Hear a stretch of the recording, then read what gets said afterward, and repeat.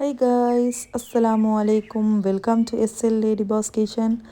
இன்றைக்கி நாங்கள் பார்க்க போகிறது ஃபெஸ்டிவ் சீசனுக்கு செய்யக்கூடிய ஒரு ஸ்வீட் ரெசிபி. ஸோ வாங்க இப்படி செய்கிறேன்னு பார்ப்போம்.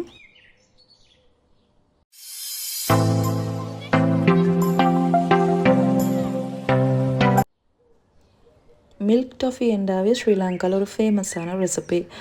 ஸோ அந்த கிரி டாஃபியை ஒழுங்கான டிப்ஸ் அண்ட் ட்ரிக்ஸ் ஃபாலோ பண்ணி செஞ்சுக்கிண்டா நல்ல டேஸ்ட்டாக இருக்கும். ஸோ நான் இன்றைக்கு எடுத்துக்கிறது 510 கிராம் மில்க் மெய்ட் எடுத்துக்கிறேன்.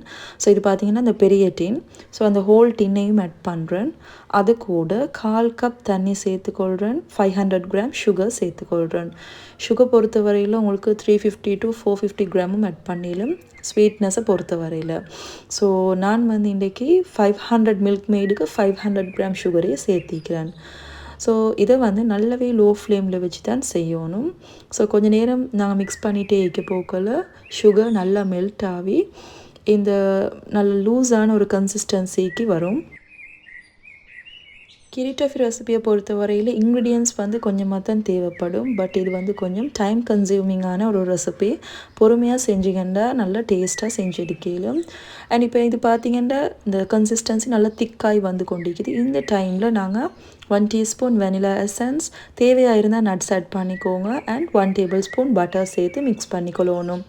ஸோ இப்போ பார்த்திங்கன்னா கிட்டத்தட்ட 1/2 ஹவருக்கு மேலே மிக்ஸ் பண்ணிட்டீங்கன்னா இந்த டைமில் இதோட கலர் நல்லா சேஞ்ச் ஆகி வந்திக்குது. இந்த மாதிரி லைட் கோல்டன் கலருக்கு வரும் வரைக்குமே மிக்ஸ் பண்ணணும். அண்ட் இது பேன்லேருந்து எப்போ திரண்டு வருதோ அது வரைக்கும் மிக்ஸ் பண்ணுங்கள். அண்ட் தென் அதை ஸ்டவ் ஆஃப் பண்ணிவிட்டு பட்டர் தடவின ஒரு ட்ரேக்கே ட்ரான்ஸ்ஃபர் பண்ணிக்கொள்ளணும்.